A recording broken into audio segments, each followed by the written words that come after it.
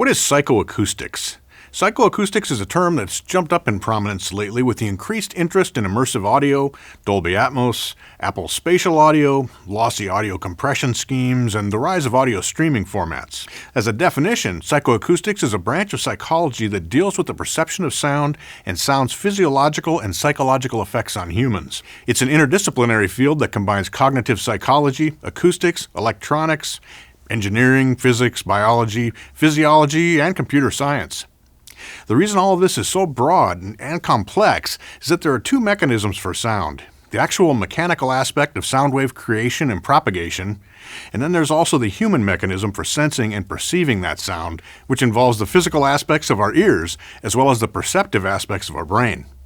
All this is made even more complex by the nonlinear response of human ears to sound, whether we're discussing pitch, volume, or localization. Where we're seeing the term psychoacoustics crop up more frequently lately is with immersive audio and emerging formats such as Atmos and Apple Spatial audio. All of these deal with localization, or being able to pinpoint the location of a sound source. The brain uses loudness, timbre, and subtle differences in timing between the two ears to zero in on where a given sound is coming from in three dimensions: horizontal, vertical, and distance. Our ears and brain can also detect, to some degree at least, the velocity of a moving sound. Psychoacoustics also deals with a phenomenon called masking, where one signal or sound blocks another signal or sound.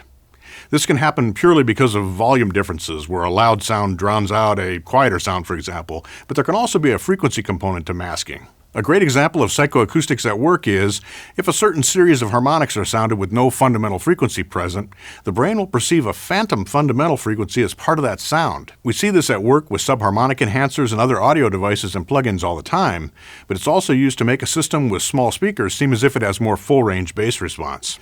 Psychoacoustics was also vital to the development of lossy audio compression schemes such as MP3, and sound field synthesis, also known as wave field synthesis, is a spatial audio rendering technique using psychoacoustics that creates virtual acoustic environments.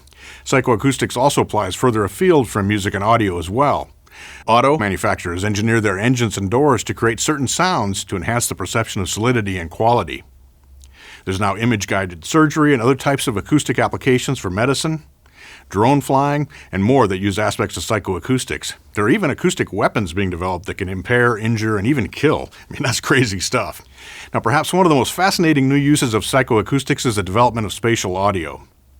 Apple is using this term to describe how they're creating a 3D immersive environment using AirPods Pro and AirPods Max. There's also Dolby Atmos for headphones, Sony's PS5 3D audio, and more.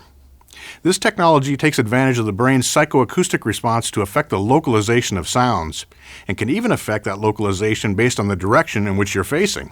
So if you're watching a video and listening using one of these systems and you hear a sound in the film to your right, you turn your head in that direction, the spatial audio system will relocate the sound so you perceive it as if it's right in front of you, just as if you were turning your head to hear the sound in a real room or space. How does that work?